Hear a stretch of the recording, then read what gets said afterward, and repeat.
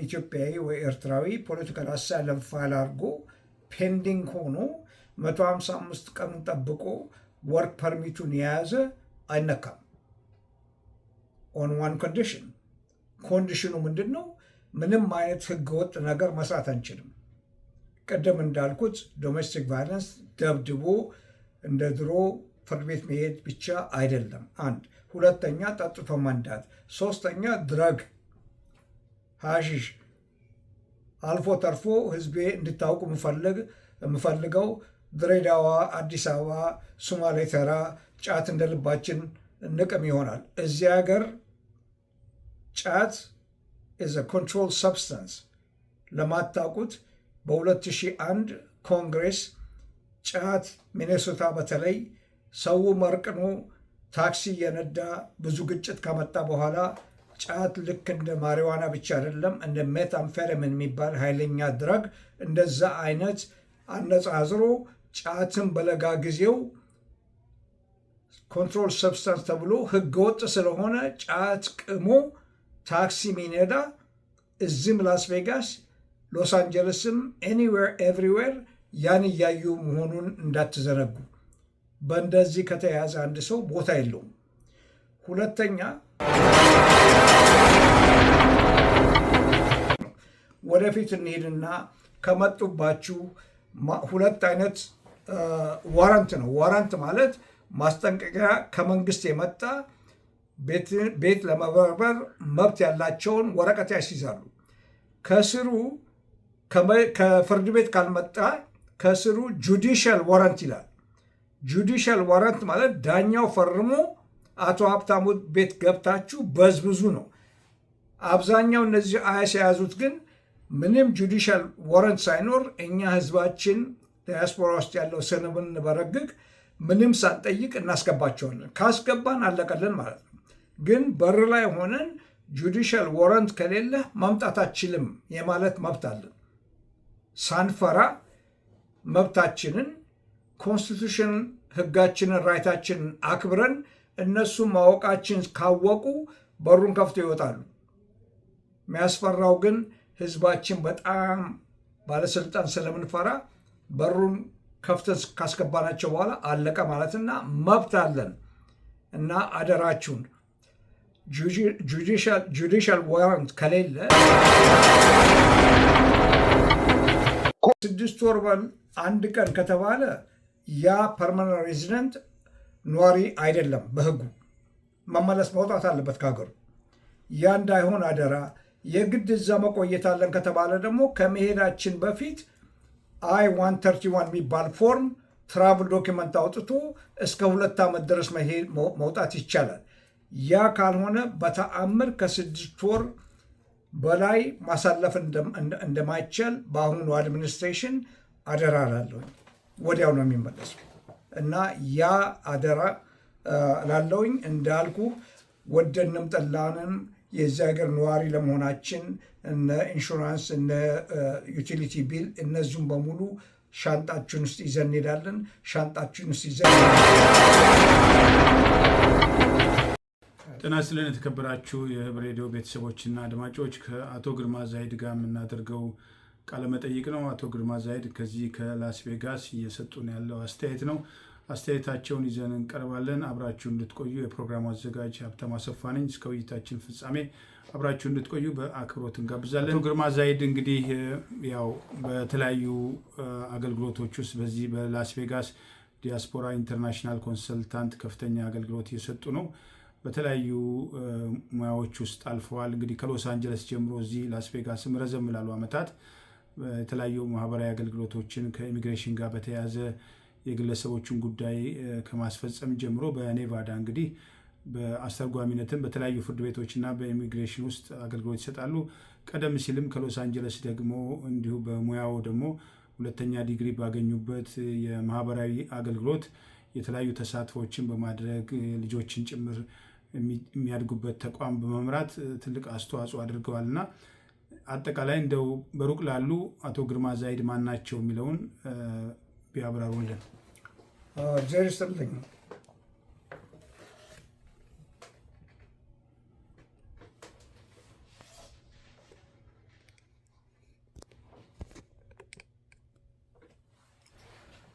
እግዚአብሔር ይስጥልኝ አቶ ሀብታሙ። ስሜ ግርማ ዛይድ ይባላል። ተወልጄ ያደግኩት ኢትዮጵያ ነው። ቤተሰቦች ሙሉ በሙሉ ኤርትራዎች ናቸው።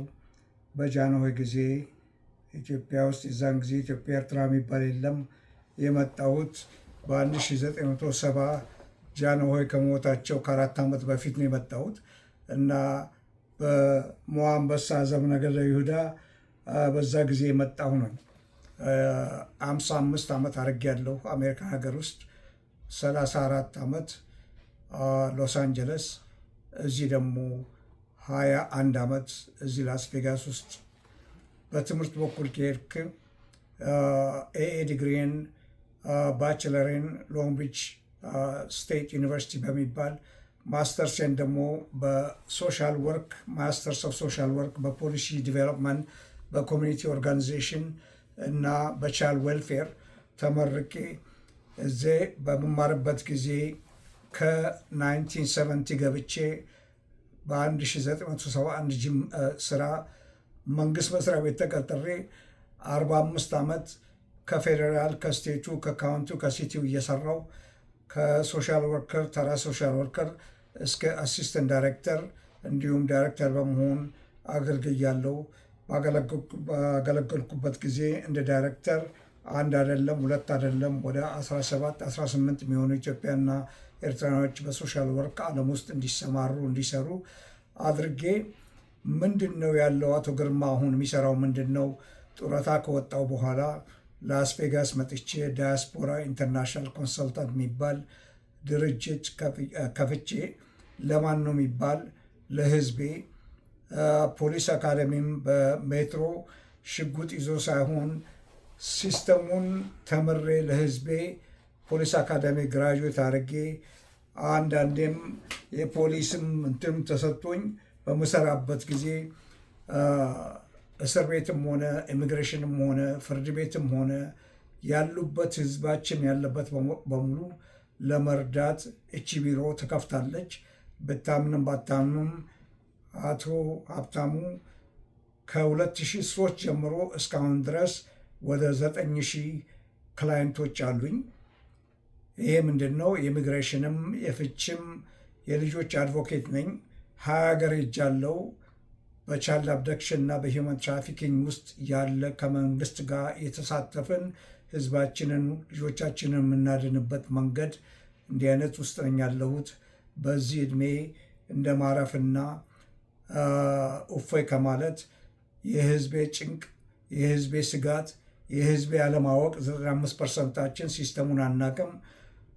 ጽናቱን፣ ትዕግስቱን፣ ዕድሜውን፣ ጤናውን እየሰጠኝ ህዝቤን እያገለገልኩ በቀን ከ10 እስከ 12 ሰው ቢሮ እየመጣው በየፊናው በየችግሩ ለመፍታት ኢሚግሬሽን በሆነ ነገር ህገወጥ ነገር እንዳንሰራ በማስተማር ቤተክርስቲያናችን እንዳይዘጋ ላታች በማለት ከሴኔተሮች ከኮንግረስማኖች ጋር አብሬ ካምፔን እያረኩኝ ኑልኝ ድረሱልኝ ስል አይናቸውን ሳይጨፍኑ የሚመጡበት እዛ ደረጃ ነኝ ያለሁት።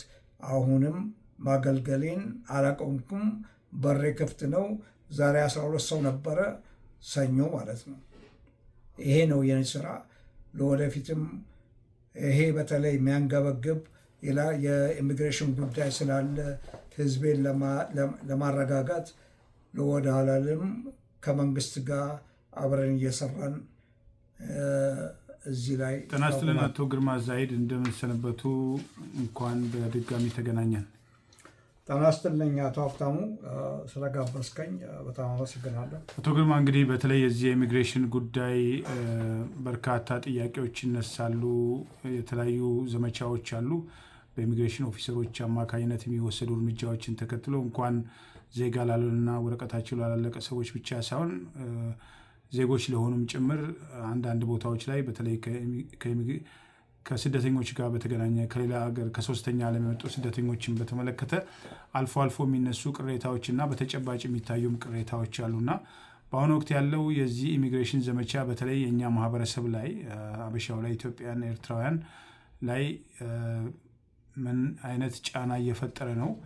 በስደተኝነት በህጋዊና ህገወጥ ነው በተባለ መንገድ ገብተው እዚህ ጉዳያቸውን ሲከታተሉ የነበሩ ወገኖች አሁን እየተወሰደ ያለው እርምጃን ተከትሎ አንዳንዶች ዲፖርት መደረጋቸውም እየተጠቀሰ ነው እና ያለው ሁኔታ ምን ይመስላል?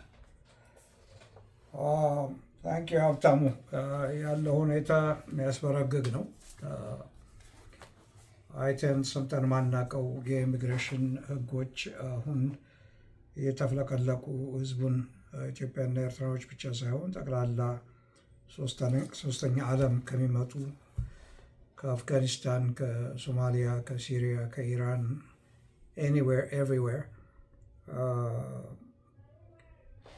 በጠቅላላ ለማባረር ህገወጥ ስራ ከተሰራ እንዲህ አይነት ነገሮች ድሮ ፍርድ ቤት በዲዩአይም ሆነ በአንዳንድ ነገሮች ቢወነጀል በዶሜስቲክ ቫዮለንስ ሚስት ደበደብኩ ተብሎ ፍርድ ቤት ቅርብ ይባል። ዛሬ ህዝባችን 95%ቱ ስለ ኢሚግሬሽን ህግ እንኳን አሁን ድሮም በማናቅበት እቺ ቢሮ የተከፈተችው ትክክለኛ ኢንፎርሜሽን ለመስጠት ኢሚግሬሽን 9 ዓመት ስለሰራው በጠቅላላ እዚህ ኢሚግሬሽን ስራና አንዳንድ ነገሮች ፕሮፌሽናል ነገሮች ላስ ቬጋስ በተለይ 22 ዓመት ኢንፎርሜሽን ለመስጠት ለህዝቤ እንዲረዳው እንዲገባ፣ ምክንያቱ በማናቅበት እስር ቤትም ወንጀልም ስላለ በጣም የሚያስፈራ ጊዜ ነው። ወደ ፋስት ፎርወርድ እናርግና ምንድን ነው አሁን ያለው ጉዳይ? ስለ ኢሚግሬሽን እናውራ። ሌላዎች ማአት ነገሮች ኮምፓውንድ ኮምፕሌክስ ሶሻል ኢሹ አለ በየኮሚኒቲያችን ውስጥ። ወደ ኢሚግሬሽን ከመጣን የኢሚግሬሽን ጉዳይ የመጣው ይህ ህግ ከዚህ በፊት አልነበረም ማለት አይደለም። በኦባማ፣ በባይደን፣ በቡሽ ድረስ ወደኋላ ከሄድን ደግሞ እስከነ ክሊንተን ድረስ ከዛም ከሄድን ደግሞ እነ ሬጋን እና እነ ፕሬዚዳንት ካርተር ለሬፊጂዎች ለሶስተኛ ዓለም ሰዎች በበጎ አድራጊነት ዩኤስኤአይዲንን በመደገፍ ብዙ ይሰሩ ነበር። አሁን ይህ ሰውዬ ከተመረጠ በኋላ 100% ቀንሶ ተገልብጦ የዚህ እንደኛ አይነቱ ከኢትዮጵያ፣ ከኤርትራ፣ ከአፍሪካ የመጣ ነው ብቻ ሳይሆን በጠቅላላ ሶስተኛ ዓለም ሰው እዚያች አገር ውስጥ ያለ አግባብ መኖር አይችልም የሚል ትልቅ እርምጃ ወስዶ አዲስ ዳይሬክተር ክርስቲን ኖም የምትባለዋን እሷን ቀጥሮ እሷም ደግሞ የእሱን ተከትላ በፖሊሲ ደረጃ ህዝብን እያንጠለጠለን ያለው። ወደ እኛ ከመጣን አቶ ሀብታሙ የዛሬ 3 ወር እንደዚሁ ዘግቤ ነበረ በአትላንታ ኢትዮጵያ ኮሚኒቲ ሬዲዮ ጣቢያ ላይ። ከዛ ጀምሮ እስካሁን ድረስ የባሰ እንደሆነ በተለይ የአፍጋኒስታኑ ሰውዬ ከገደለ በኋላ 2 ወታደሮች፣ ከዛም ደግሞ ሶማሌ ውስጥ ሚኔሶታ የሚደረገውን ይሄ ሁሉ ነገር ወደ እኛ ጠንቅ ገብቷል። ጠንቁ ምንድን ነው? ማማን ናቸው ከዚህ ሀገር ለመባረር የሚችሉት? ምን አድርገው ነው ወይስ ምን ስላላረጉ ነው የሚለው ጥያቄ አለ።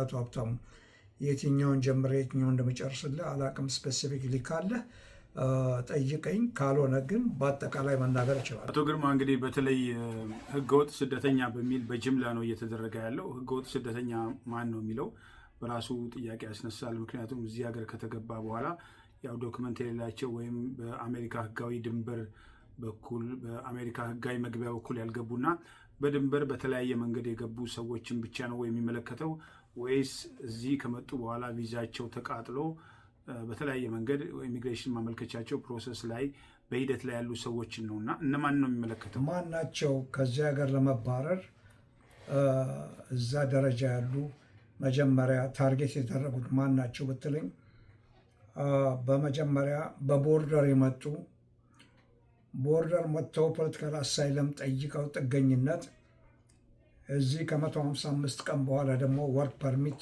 ተሰጥቷቸው እየኖሩ እያሉ አብዛኞቻችን በተለይ ላስ ቬጋስ ውስጥ ወንዶቹ በትራንስፖርቴሽን ቢዝነስ፣ ሴቶቹም ደግሞ በየካሲኖ የሰርቪስ ሲሰሩ የቆዩት በፊት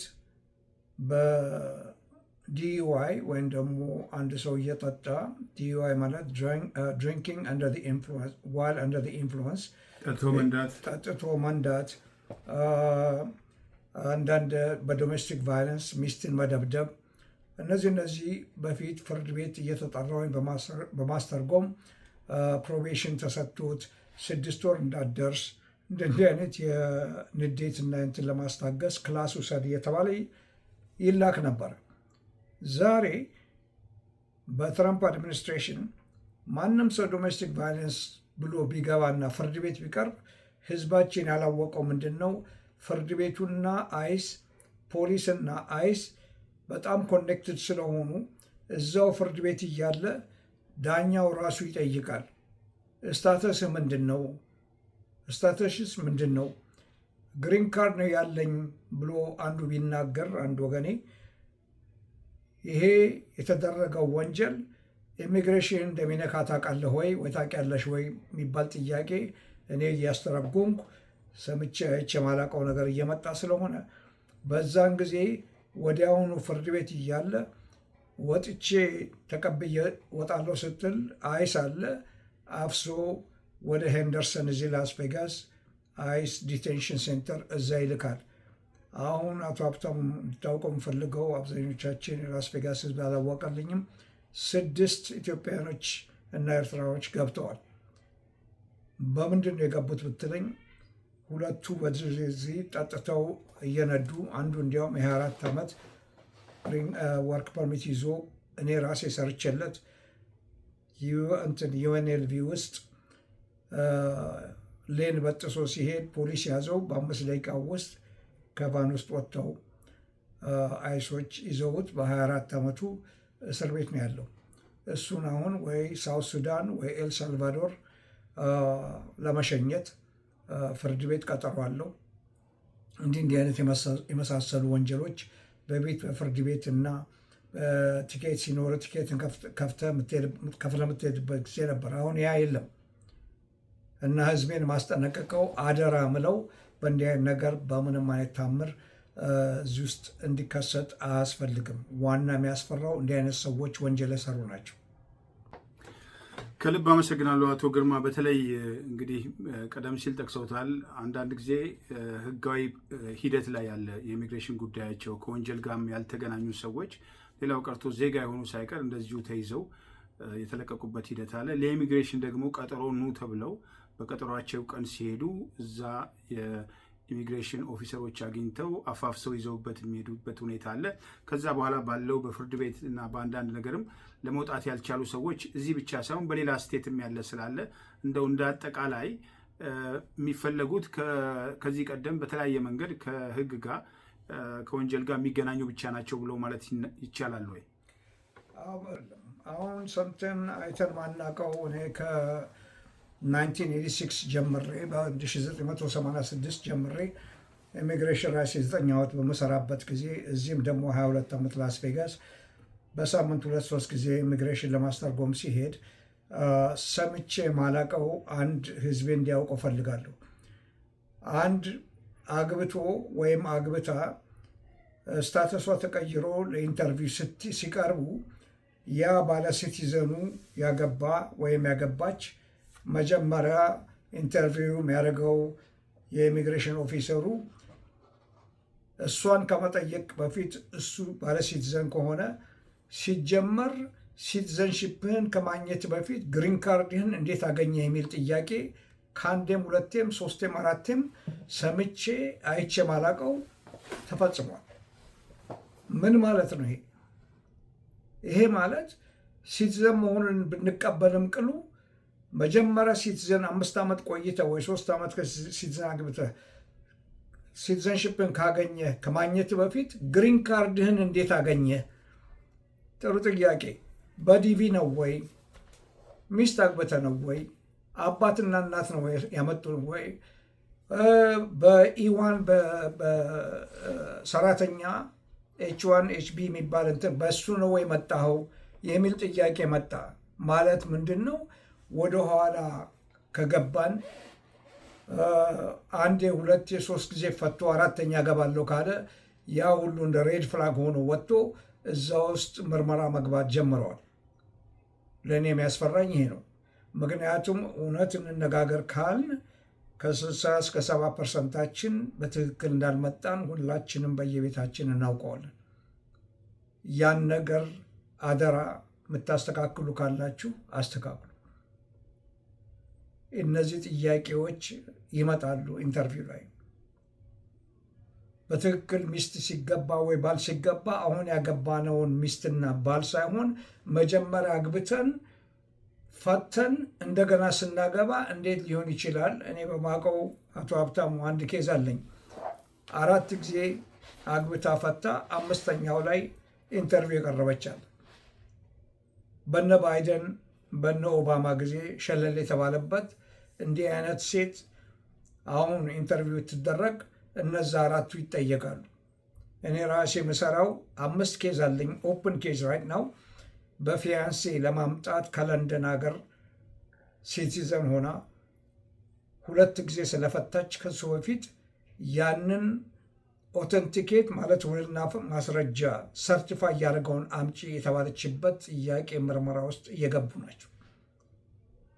እነዚህ ነገሮች ለወደፊት አግብቼ አመጣለሁ ወይም ደግሞ ፋይል አድርጌ ለእንዲህ ቢሆን አደራ። ኤክስትሪም ቬዲንግ ብሏል ፕሬዚዳንት ትራምፕ። ቬዲንግ ማለት አብጠርጥራችሁ ተመልከቱ ነው። ኤክስትሪም ደግሞ ከላይም ከታችም እያገለባበጣችሁ ይሄ ሰው ፋይል ያደረግበት ፔቲሽን ያደረገውን ፔጅ ባይ ፔጅ መርምሩ የሚል ደረጃ ነው ያለናል። እና ይሄ ወንጀል ብቻ አይደለም፣ ወደኋላ ሄደው ታሪካችንን እስከ አዲስ አበባ ዩኤስ ኤምባሲ ድረስ እስካን አድርገው የ35 ዓመት ሬከርድ ወደፊት ለማምጣት መብት የተሰጣቸው ጊዜ ነው ያለው።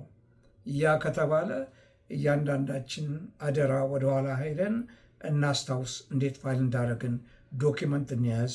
ነገ ቢጠየቅ ይሄ አይነት ዶኪመንት እጃችን ላይ ከሌለ እዚህ ሀገር ምን ይባላል? if it is not documented it did not happen።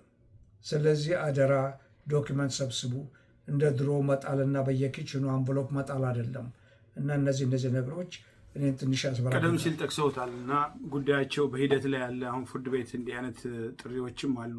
አሁን ደግሞ አዲስ የመጣው ነገር በፕሬዚዳንት ጆ ባይደን አማካኝነት 25,000 ያህል ኢትዮጵያውያንን ተጠቃሚ አድርጎ የነበረው ጊዜያዊ የመቆየት እድል ቴምፖራሪ ፕሮቴክሽን የሚለው እሱ አሁን አብቅቷል፣ ተነስቷል ተብሏል። እና ይህን ተከትሎ እንግዲህ ስራ እየሰሩ ህይወታቸው ተረጋግቶ እየኖሩ ያሉ ሁሉ አሁን መረበሽ ውስጥ የገቡበት ሁኔታ አለና እነዚህ ወገኖቻችን ያላቸው የህግ አማራጭና ያላቸው ሌሎች ጉዳዮች አሉ ወይ? ወደ በ60 ቀን ውስጥ እንግዲህ ይህን ሀገር ለቀው እንዲወጡ የተባለበት ሂደት አለና ከዛ መለስ መፍትሄዎች አሉ። ሁላችንም አበርገጋ አያስፈልግም። ለማስረዳት ያህል ለማረጋጋት ያህል ማንም ኢትዮጵያዊ ወይ ኤርትራዊ ፖለቲካል አሳይለም ፋይል አድርጎ ፔንዲንግ ሆኖ 155 ቀኑን ጠብቆ ወርክ ፐርሚቱን የያዘ አይነካም። ኦን ዋን ኮንዲሽን። ኮንዲሽኑ ምንድን ነው? ምንም አይነት ህገወጥ ነገር መስራት አንችልም። ቀደም እንዳልኩት ዶሜስቲክ ቫይለንስ ደብድቦ እንደ ድሮ ፍርድ ቤት መሄድ ብቻ አይደለም። 1 2ኛ ጠጥቶ መንዳት፣ 3ኛ ድረግ ሀሺሽ። አልፎ ተርፎ ህዝቤ እንድታውቁ የምፈልገው ድሬዳዋ፣ አዲስ አበባ፣ ሶማሌ ተራ ጫት እንደ ልባችን እንቅም ይሆናል። እዚህ ሀገር ጫት is a controlled substance።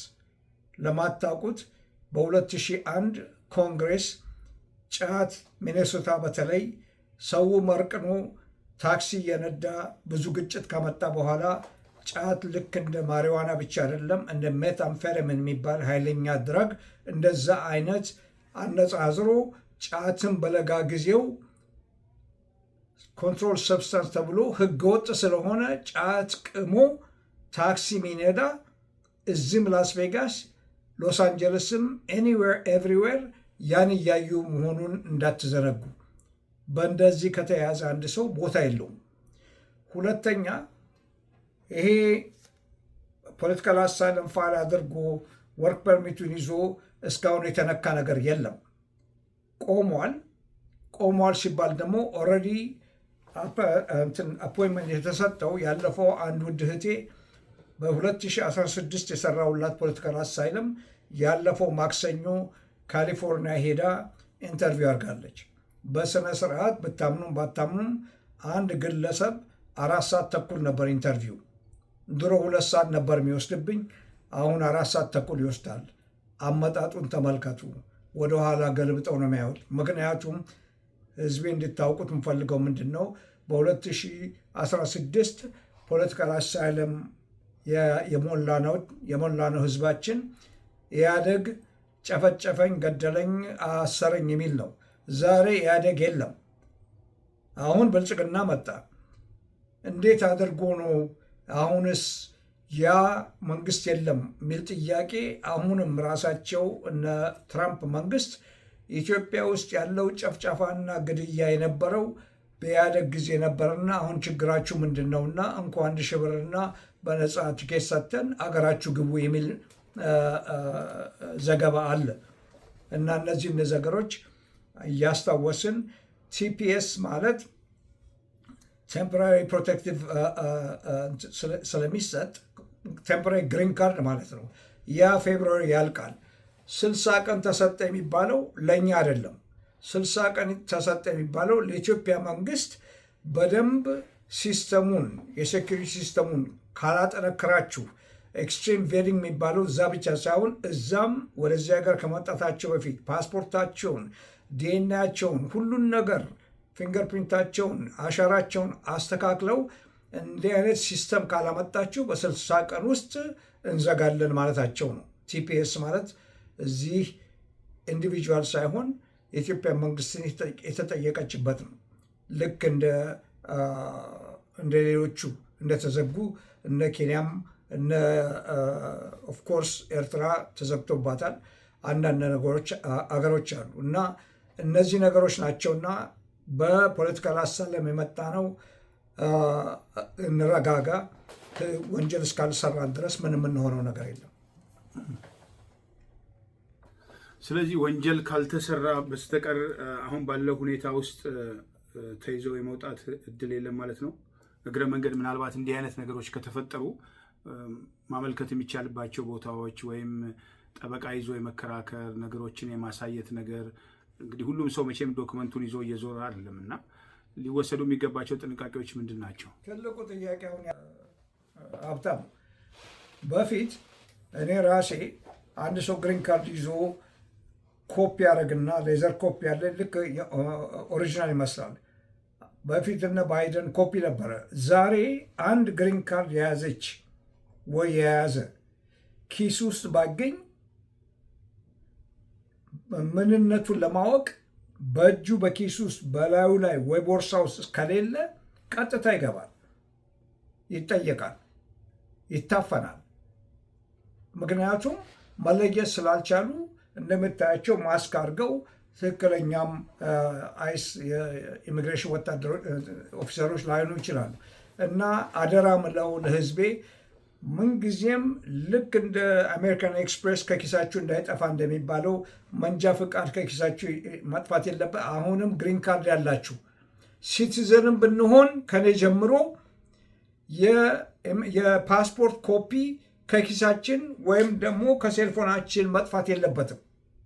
ያንን ስናሳይ ብቻ ነው የሚለቁን እንጂ ማናችንም አንተርፍም። ሲቲዘንም ብንሆን በአክሰንታችን ምንለቀምበት ጊዜ ሆኗል እና 20 ዓመትም አረግን 30 ዓመት አረግን አንድ ሰው እዚህ ፐርማነንት ሬዚደንት ለመሆን በህግ እዚህ እንደሚቀመጥ ካላሳየ ያ አደጋ ላይ ይጥለዋል እና አደራ እለምላለሁኝ።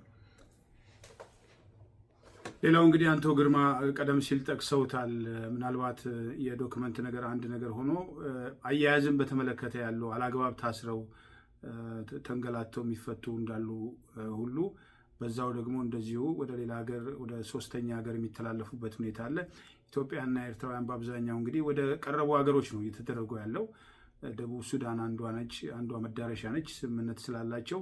በዚህ ወቅት እንደው መደረግ ያለባቸው ጥንቃቄዎች ቤተሰብ፣ ጓደኛ ሊያደርጋቸው የሚገቡ በህግ በፍርድ ቤት መወሰድ ያለባቸውን እርምጃዎች በተመለከተ እንደ መፍትሄ የሚያነሱት አለ ወይ? አለ። እኔ ቢሮ ውስጥ የዛሬ 3 ወር እዚሁ አጠገቤ ሉሲ ሬስቶራንት እንደምታውቀው ሀብታሙ ከ23 አፍሪካ ሀገር ሰብስበን ኮንግረስመን ሱዚ ሊ አፍሪካ ዲያስፖራ በሙሉ ተሰባስበን አይስ ቤታችሁ ቢመጡ ምን ማድረግ አለባችሁ በሚባል በአማርኛና በትግርኛ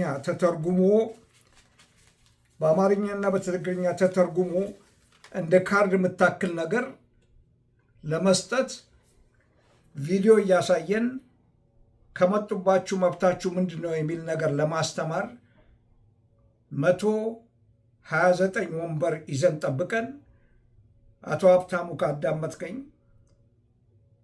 አንድ ኢትዮጵያዊና አንድ ኤርትራዊ እና እኔ ግርማ ዛይድ ነን። ለነገሩ 47,000 ኢትዮጵያና ኤርትራዎች አለው የሚለውን አስብ። ለእኔ አይደለም። እኔ ሲቲዘን ከሆን ከ1975 ጀምሬ ነው። ህዝቤ እንዳይበረግግ ከመጡባችሁ ልጆቻችሁ ትምህርት ቤት፣ ቤተክርስቲያን ከመጡ ምን ማድረግ አለባችሁ አዘጋጅተን የሚመጣ ጠፋ። ተቀብሎ እነዚህ ሰዎች ገንዘባቸውን አጥፍተው ኢሜል አድርገው የሚመጣ ጠፋ። እኔ መቼም ህዝቤን አልወቅሰውም፣ ባህላችንን ስለምናቅ ነው። ወደፊት እንሄድና ከመጡባችሁ 2 አይነት ዋረንት ነው። ዋረንት ማለት ማስጠንቀቂያ ከመንግስት የመጣ ቤት ለመበርበር መብት ያላቸውን ወረቀት ያስይዛሉ። ከስሩ ከፍርድ ቤት ካልመጣ ከስሩ ጁዲሻል ዋረንት ይላል። ጁዲሻል ዋረንት ማለት ዳኛው ፈርሞ አቶ ሀብታሙ ቤት ገብታችሁ በዝብዙ ነው። አብዛኛው እነዚህ አይስ የያዙት ግን ምንም ጁዲሻል ዋረንት ሳይኖር እኛ ህዝባችን ዲያስፖራ ውስጥ ያለው ስንበረግግ ምንም ሳንጠይቅ እናስገባቸዋለን። ካስገባን አለቀልን ማለት ነው። ግን በር ላይ ሆነን ጁዲሻል ዋረንት ከሌለ መምጣት አትችልም የማለት መብት አለን። ሳንፈራ መብታችንን ኮንስቲቱሽን ህጋችንን ራይታችንን አክብረን እነሱ ማወቃችን ካወቁ በሩን ከፍቶ ይወጣሉ። የሚያስፈራው ግን ህዝባችን በጣም ባለስልጣን ስለምንፈራ በሩን ከፍተን ካስገባናቸው በኋላ አለቀ ማለትና መብት አለን እና አደራችሁን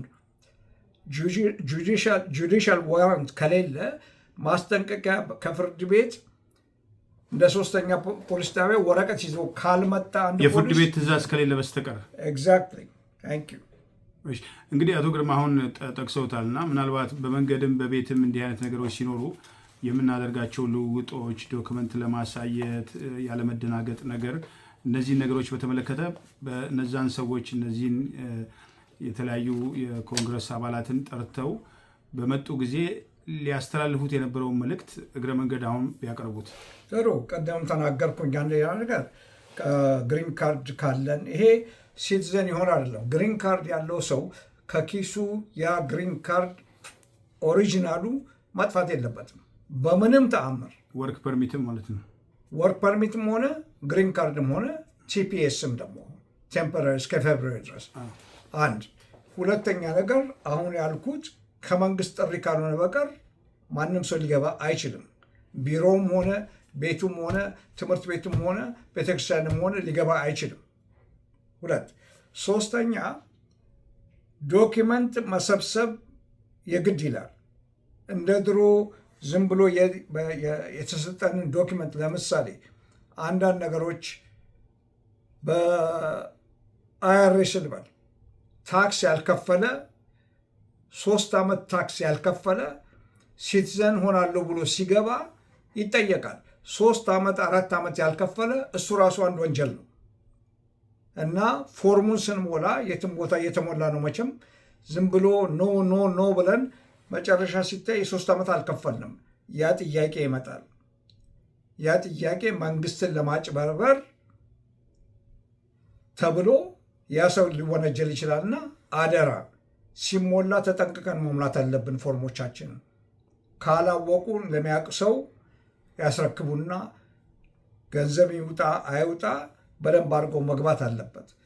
ሌላው ደግሞ ምንድን ነው ቢባል ትምህርት ቤት ሲኬድ ትምህርት ቤት የልጆቹ ግሪን ካርድ ካለ ምንጊዜም ቢሆን ለትምህርት ቤቱ ካውንሰለሩን ቢሰጥ ለልጆቹ ይረዳል። ምክንያቱም አሁን ትምህርት ቤት ውስጥም እየገቡ ስለሆነ ልጆቹ ሊገሊ ይዜ በህግ እንዳሉ ማሳወቅ አለብን። ወይም ደግሞ ባክፓክ አላቸው እዛ ውስጥ ይግባ። ምክንያቱም እነዚህ ልጆች ከሌላቸው ያፍኗቸዋል። እና አደራ እነዚህ ነገሮችን። ሁለተኛ ደግሞ ለወደፊት አግብቼ እመጣለሁ ለሚል ዶክመንቶቹ በደንብ ተስተካክለው መግባት እንዳለባቸው። ሌላ ውስጥ ደግሞ ምንድን ነው ማስጠነቀቀው፣ እዚህ ብቻ አይደለም። ግሪን ካርድ ይዞ አገር ሄጄ እመለሳለሁ እንደ ድሮ በ6 ወር ውስጥ ምንም ነገር ሳልጠየቅ እንዲህ የሚባል ነገር የለም። ወደዛ ስንሄድ አቶ ሀብታሙ ህዝቤን ንገርልኝ፣ እዚህ ለመኖሩ የድራይቨርስ ላይሰንሱን፣ የዩቲሊቲ የሚከፍለውን፣ የኮረንቲ የሚከፍለውን፣ የኢንሹራንስ ያለውን 5-6 እዚህ ላስ ቬጋስ እኖራለሁ የሚል ወይ ባለንበት ከተማ ውስጥ ዜጎች ነን ግሪን ካርድ ሆልደሮች ነው የሚለውን እነዚህ ነገሮች እንደ ድሮ ሸለል ማለት አያስፈልግም። ይሄን ይዘን እንሄዳለን፣ ይዘን እንመለሳለን። ሌላው ደግሞ ይሄንን ሴልፎን ኤርፖርት ላይ ገና ስንገባ ትፈቅድልኛለህ ልመልከት ይላል። ገብቶ ያልሆነ ነገር ሪፐብሊካን ሆነ አሜሪካንን ሚነግፍ ነገር እዚህ ውስጥ ካለ የለንም፣ እዚህ እንመለሳለን። እና እነዚህ ነገሮች ናቸው አደራ ብዬ የምናገረው። በአጠቃላይ ሌላው አቶ ግርማ እንግዲህ በተለይ የህግ ባለሙያዎችም የምክር ቤት አባላትም የተለያዩ እንቅስቃሴዎች እያደረጉ ነው። ሎስ አንጀለስ ምሳሌ፣ ካሊፎርኒያ የኢሚግሬሽን ኦፊሰሮች በሚያደርጉት እንቅስቃሴ ፊታቸውን እንዳይሸፍኑ ጥብቅ ትዕዛዝ አውጥተዋል። ከተማውንም ለቀው እንዲወጡ አንዳንድ ጫናዎች አሉ። በሌሎች ቦታዎችም ተመሳሳይ እንቅስቃሴዎች አሉ እና በዚህ ረገድ እንደው እርስዎ ከተለያዩ የህግ አውጪ የምክር ቤት አባላት ጋር ግንኙነት አለዎትና በዚህ ረገድ እየተደረጉ ያሉ ጥረቶች ምን ይመስላሉ? በተለይ የህዝቡን መብት ለመጠበቅ። ለምሳሌ በሜትሮ ከወሰድክ ሸሪፉ በምንም አይነት እዚህ ላስ ቬጋስ ውስጥ እንደ ልቡ ሎስ አንጀለስ እንደተደረገው እንዳይደረግ እንዳይወር የአይስ ሰዎች እንዳይመጡ እኔ በወር አንድ ጊዜ ከሸሪፉም እና ከሌሎች ባለስልጣኖች ጋር ኢሚግሬሽንም ሆነ ሌሎች ሌሎችም ስለምንሳተፍ እዛ ላይ በፖዘቲቭ እዚህ ላስ ቬጋስ የቀሩት እንግዲህ እዚህ ህብር ሬዲዮ እዚህ ብቻ አይደለም በየ50 ስቴት ውስጥ ስለሚሰራጭ እዛም ያላችሁበት ቦታ ተባብሮ እንደ ኢትዮጵያዊ እንደ ኤርትራዊ እንደ ዳያስፖራ ሄዶ ባለስልጣንን ይዞ ይሄ ነው ብሎ ቢናገር ወይ አንድ መድረክ ቢከፈት አጋንቲ እኔም አሁን ራሴ እዚህ ላስ ቬጋስ ሆኜ ወደኋላ ዲስአፖይንትድ በሆኑ ባለፈው ጊዜ አሁንም ደግሞ የባሰ ስለመጣ እነዚህን ሰዎች መጥተው ኢሚግሬሽን ኦፊሰርም መጥቶ የፖሊስም መጥቶ ባለስልጣኖችም ኮንግረስማኖቹ ሴኔተሮቹ መጥቶ ህዝባችንን ለማረጋጋትና ምን ማድረግ እንዳለባቸው እንዲህ አይነት መድረክ መከፈት አለበት በየከተማው። ሌላ ዳያስፖራ እነ ፊሊፒኖች እነ ስፓኒሾች ያደርጉታል። አንፎርችነትሊ እኛ ከተማው ውስጥ የእኛ ህዝብ አላየንምና ያ እንዲደረግ አደራ ላለው። በአንተ በኩል ለምሳሌ እዚህ ላስ ቬጋስ አንድ መድረክ ተከፍቶ አጋራንቲው ሸሪፉ ባይመጣ የኢሚግሬሽን እና የሆምላንድ ሴኪሪቲ ነክ የሆነ የፖሊስ አዛዥ ወይ ምክትል እዚህ ለማምጣት ወደኋላም አይደለም ይመጣል። ከልብ አመሰግናለሁ አቶ ግርማ። ምናልባት እንደው ጠቃሚ ነው የሚሏቸውም ከዚህ ጋር ተያይዞ ያሉ ውይይታችን ማጠቃለያ በዚህ ብቻ ሳይሆን በሌላ ስቴትም ያሉ በተለይ ከተለያዩ ነገሮች ጋር አሁን ወደ ሀገር ቤት ግሪን ካርድ ይዞ የሚኬደው ላይ ከዚህ ቀደም እዚህ የነበሩ መኖሪያዎች የዩቲሊቲን ቢል ሆነ ሌሎች ነገሮች ይዞ የመሄድ ነገር የለም እና ግሪን ካርድ ይዘው ወደ ሀገር ቤት ሄደው የሚመለሱ አሁን እንዲህ አይነት ጥያቄና ችግር የገጠማቸው አሉ ወይ? ምናልባት ከነሱ ተነስቶ ተጨማሪ የጥንቃቄ መረጃ ካለ አለ። በፊቱ እንዳልኩ እንደነ ባይደን እና ኦባማ አይደለም 6 ወር 1 ዓመት ቆይቶ የሚመጣ ብዙ አብዛኛውን 99% የሚጠይቀው አልነበረም። ዛሬ ህዝቤ እንድታውቁት የምፈልገው ምንድን ነው ግሪን ካርድ ወይ ፐርማነንት ሬዚደንት ማለት 180 ቀን ብቻ ነው። አንድ ሰው ከአሜሪካን ሀገር ፐርማነንት ሬዚደንት ነዋሪ ነው የሚባለው 180 ቀን ወጥቶ ሲመለስ ነው። 181 ቀን ከሆነ በአሁኑ በድሮም ነበረ ኢሚግሬሽን ሕግ ያንን ግሪን ካርድ ነጥቆ ለመመለስ መብት አለው። ለምን ክፍተት ሰጠናቸው? ከ180 ቀን በፊት በኋላ 2 ዓመት 1 ዓመት አደርጋለሁ ከተባለ ከ3 ወር በላይ ማለት ነው። 180 ቀን 6 ወር ነው። 6 ወር ማለት ነው። ከ6 ወር አንድ ቀን ከተባለ ያ ፐርማነንት ሬዚደንት ነዋሪ አይደለም። በህጉ መመለስ መውጣት አለበት ከሀገሩ። ያ እንዳይሆን አደራ። የግድ እዛ መቆየት አለን ከተባለ ደግሞ ከመሄዳችን በፊት I-131 የሚባል ፎርም ትራቭል ዶኪመንት አውጥቶ እስከ 2 ዓመት ድረስ መውጣት ይቻላል። ያ ካልሆነ በተአምር ከ6 ወር በላይ ማሳለፍ እንደማይቻል በአሁኑ አድሚኒስትሬሽን አደራ ላለሁ። ወዲያው ነው የሚመለሱ እና ያ አደራ ላለውኝ እንዳልኩ ወደንም ጠላንም የዚህ ሀገር ነዋሪ ለመሆናችን እነ ኢንሹራንስ እነ ዩቲሊቲ ቢል እነዚሁም በሙሉ ሻንጣችን ውስጥ ይዘን እንሄዳለን። ሻንጣችን ውስጥ ይዘን እንመለሳለን። ከልብ አመሰግናለሁ አቶ ግርማ። ሌላው እንግዲህ በተለይ የኢሚግሬሽን ቀጠሮ ያላቸውን በተመለከተ አሁን ቀደም ሲል ጠቅሰውታል። ቃለመጠይቆቹም ሰፋ ያሉ ናቸው። ወደኋላ ታሪክም ሄዶ የመበርበር ነገሮች አሉ። እንግዲህ ብዙ ጊዜ በአሳይለምን በተለያየ መንገድም እንግዲህ ጊዜው ይጓተታል። በአንድ ጊዜ የሚሆን ነገር የለም እና የዛሬ 3 ዓመት 4 ዓመት ከዛም በላይ የተመለከተ ጉዳይ ሊሆን ስለሚችል ምናልባት ጉዳይን ሰዎች ከቀጠሯቸው በፊት በደንብ መለስ ብለው እንዲያዩ አንዳንድ ማስረጃዎችን እንዲያቀርቡ። አሁን የፖለቲካ አሳይለም ጉዳይ እንግዲህ ኢትዮጵያ ትላንትም ዛሬም የነበረችበት ሁኔታ የሚታወቅ ነው እና ያንን እንዴት ነው ማስረዳት የሚቻለው? ትራምፕ አድሚኒስትሬሽን ከመጣ በኋላ ብታምንም ባታምንም ትላንት እሁድ በማረፊያ ጊዜ ኢሜል ደርሶኛል። ዛሬ ጠዋት መልሼለታለሁ። ያቺ እህታችን ላስት ዊክ በማክሰኞ ሄደችና 4 ሰዓት ተኩል ኢንተርቪው የተደረገችው እሷን የሰራውላት በ2016 ነው። ለህዝቤ እንድታውቁት የምፈልገው እዛ የተንጠለጠለ ካለ ባደወይ አሁን ሁሉ ነገር ዲጂታል ስለሆነ ቶሎ ቶሎ ብሎ ነው ኢንተርቪው የሚጠሩት ያሉት። ማሳስበው ምንድን ነው? ማንም ሰው መብት እንዳለው የኢሚግሬሽን ደብዳቤ ስላነበብኩ ነው ላስት ዊክ ምነግራችሁ። ላስት ዊክ ሳነበው የኢሚግሬሽን ወረቀት ምን ይላል? የኢንተርቪው ቀን ስለደረሰ የምታስገባው ነገር ካለ አስገባ ስለሚል አሜንድድ ፖለቲካል አሳይለም ዴክላሬሽን ይባላል። አሜንድድ ማለት የተሻሻለ አደራ ተጨማሪ በፊት የነበረው መንግስትና አሁን የነበረው መንግስት እያነጻጸርን እያንዳንዳችን የደረሰብንና ያስገባነውን ስላለ አሁን የ2016 ያስገባውላት ኢንተርቪው ከመግባቷ በፊት 3 ሳምንት ሙሉ 40 እያሰለጠንኩ እየመለመልኩ ይሄ ብሉሽ ይሄ እንዲባል አሜንድድ ፖለቲካል አሳይለም ዴክላሬሽን 8 ገጽ በአማርኛ ጽፋ እኔ አስተርጓሚ ስለሆንኩኝ በአስተርጓሚነት ከነ ላይሰንስ አርጌ በኤክስፕሬስ ሜል ተደርጎ ከኢንተርቪው 1 ሳምንት ሳይቀር በፊት ከመሆኑ በፊት ቀርቦላታል። ኢሚግሬሽን ስትገባ እያደረሰ ማለት ነው።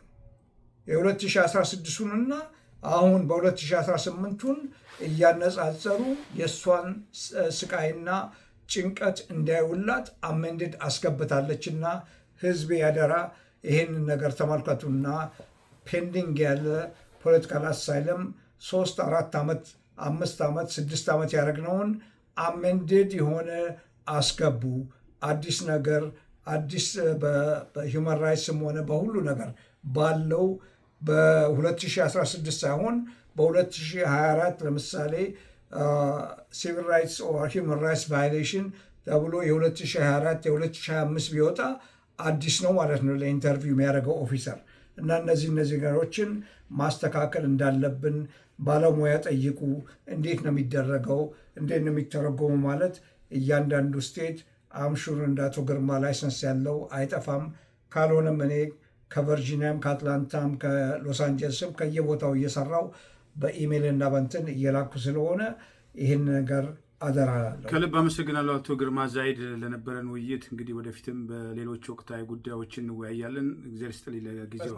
አዝ ዩዥዋል በጣም አመሰግናለሁ። ሌሎችም ጉዳዮች ስላለን ሆፕፉሊ ተገናኝተን ደግሞ ስለ ኮሚኒቲያችን የምናወራበት ጊዜ እንዲሰጠን እግዚአብሔር ጸሎቴ ነው።